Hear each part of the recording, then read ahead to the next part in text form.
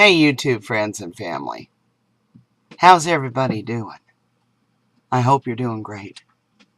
First and foremost, I want to thank each and every one of you for the great comments that I've gotten on my last video. The video pertaining to the trucker strike.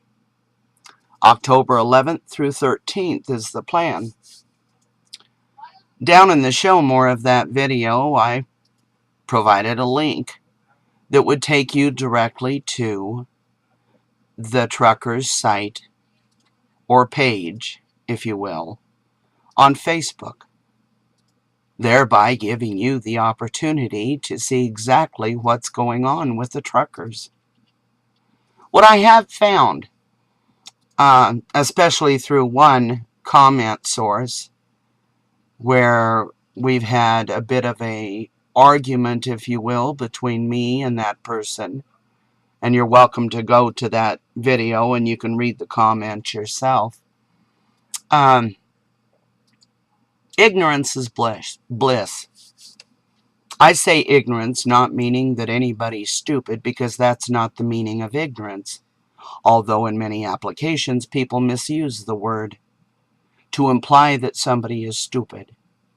Ignorance, in my opinion, in every definition of the word, is that somebody's lacking information pertinent to whatever topic it is that they're trying to communicate about, trying to dispute, or trying to enforce. Ignorance is something that can really hurt communication. When a person wants to know something, they should always take the time to research and or go to a source that has the information that they want. In this case, it would be the Facebook page where the truckers have set up their own informative area, and clearly the very first thing they say on that page, after a great picture of an 18-wheeler I might add, is the American people are sick and tired of the corruption that is destroying America. We therefore declare a general strike on the weekend of October 11th through 13th, 2013. Truck drivers will not haul freight. Americans can strike in solidarity with the truck drivers. Now, friends, I also put that in the show more of the last video. This will be the third video that I have done pertaining to this strike. I have a strong passion for this. Not because Hammer drove truck for 35 plus years, but because my father drove truck. And because I have been associated with the trucking industry for years myself, in one application or another, even as a consumer of grocery goods, just like you. You know, they say, if you've got it, a trucker brought it. Has anybody heard that? I can remember rolling down the highways and seeing handmade, homemade billboards with that statement on it. Certainly have. You know, the problem is bringing those goods to Americans has become increasingly expensive for the truckers. The cost of fuel, especially for the independent truckers, can bury them, can bring them to ruins in little or no time at all. We have to remember that there's 18 tires on that truck and trailer, and those tires need to be replaced. They need to be kept in good shape. A bad tire on a big rig is not a good thing. They have maintenance on those trucks that has to be done constantly. Very expensive, I might add. Just the oil alone for a big rig takes a big penny. Or should I say a big dime. They've got insurance. And believe me, insurance companies love truckers. They certainly do. They have road fees. They have cost. In so many areas, you wouldn't believe it. Licensing for every state that they're going to be rolling through and delivering to. Now there's states that are implementing a mile tax. So every mile driven is going to be taxed. The list goes on and on. And truckers will be put out of business. They certainly will. You know, back in 1979, actually it began before that, in the early 70s, I'll start there, there was a lot of turmoil in the world. The Middle East, which, I mean, controlled the oil industry, what's new, was going through a war. And it was the Arab-Israeli war. The Arab members of the Organization of Petroleum Exporting Countries, which is known as OPEC, OPEC, you guys are familiar with that. Well, those members of the Arab OPEC were not pleased with the United States government's decision to send more supplies to the Israeli army. And boy, to show their displeasure, they implemented an oil embargo against any country that supported the Israeli army in any way, shape, or form. Well, Nixon was president at that time. Now think about this. Really pay close attention here. Nixon was the president. What is he most known for? Does Watergate ring a bell? Corruption was thick then too, guys. It certainly was. And Nixon, being president at the time, was pushing real hard at the same time that this OPEC thing was going on for the 55-mile-per-hour speed limit that you see on most freeways and highways. Now let's keep in mind that the truckers also live by a very tight time clock, a schedule. A lot of the goods that they pick up have got to be delivered in a specific time to ensure that they're still fresh, that they're still good for you. So 55 slowed them down. On top of that, the fuel prices were choking them to death, along with the cost of living that was at a terrible rise during that period of time. I remember it very well. Well, it turned out ugly. You know, the Teamsters jumped in for the benefit of the union truckers. They put together a strike. And independent truckers, there was over 100,000, I believe, when I read about it, that stopped driving in the summer of 1979. Now, the negotiations and the problems that were taking place with the union truck drivers and the fact that the independents finally quit driving. They just parked their trucks. They would park right in front of a load waiting to go out. But they refused to take that load. And they did it because they couldn't afford to.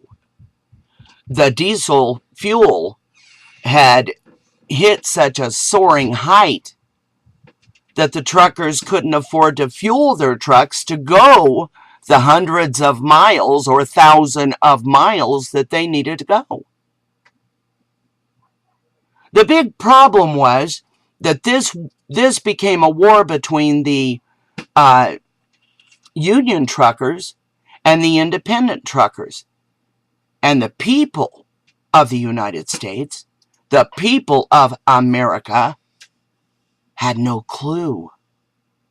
All they cared about was that they could go into their supermarket or their grocery stores and they could buy whatever it was they wanted, not giving a thought of how it got on the shelf, not having a clue what that product went through to get on the shelf, and having no information. Now, why didn't they have information?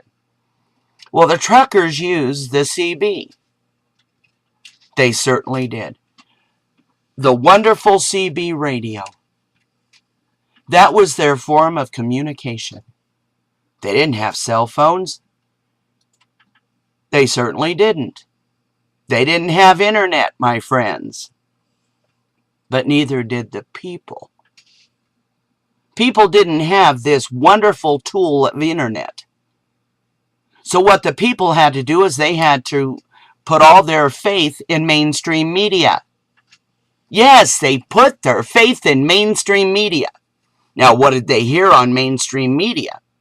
Well, there was reels and reels and reels going through ABC, NBC, CBS.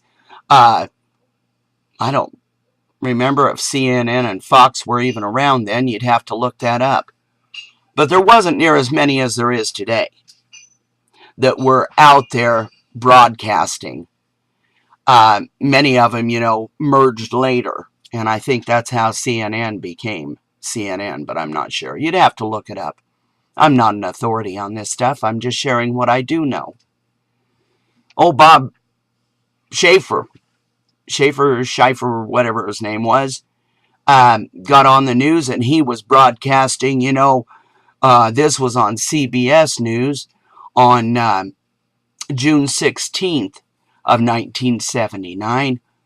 Convoys of striking independent truckers protesting high diesel fuel prices reported, causing products to spoil and go to waste, food rotting on the docks.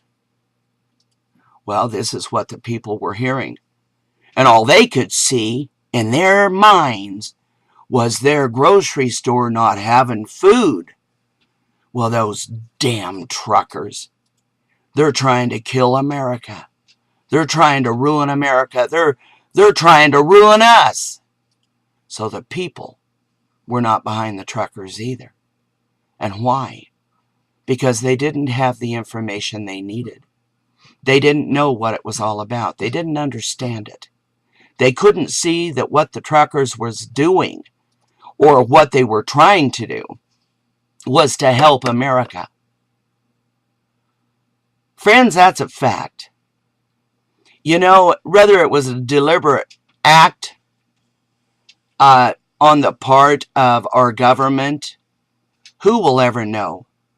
What we do know is that the news about rotting food and supplies going to waste because the big bad truckers were destroying America, hurting the people. Nay, nay, nay, my friends. Not so. Not so at all. Sorely mistaken. But those days are gone. Those days are gone. That CB, that wonderful CB, not unlike your cell phones today and this great internet, was a source of communication. Sad thing is, it was the only source that they had at that time to get what information they could out. Now, I can tell you as a family of truckers, we supported the truckers. The independent trucker needed to be supported because they were killing them, putting them out of business. The CB quickly became a weapon used against the truckers. We had RCB on all the time, and we could hear the death threats. People getting on the CB, breaking breaker one night, and they'd be hollering at a trucker, you know, better not sleep tonight. We're going to blow your effing truck up, you know, we're slashing your tires. Truckers, I mean, it was terrible. It was absolutely terrible. So the one source of communication that the truckers had was being used against them by ignorant people. Ignorant people. People that did not have the information they needed to understand what was happening. Today, not so. We've got this internet, and we need to utilize it in the best way we can. Again, down in the show more, I'm going to put the link. Anybody that has a question about what I'm saying, all you need to do to find out what this is about is click the link and go to the Facebook page, Truckers to Shut Down America. Now, do they mean shut down America to hurt you and me? Absolutely not. If you're not fed up with a corrupt government and the high cost of living, the low income, the cut hours, the jobless situation, the high fuel cost, if you're not fed up with it, I'll tell you something, friends. Squawk about people on food stamps. Who put them on the food stamps?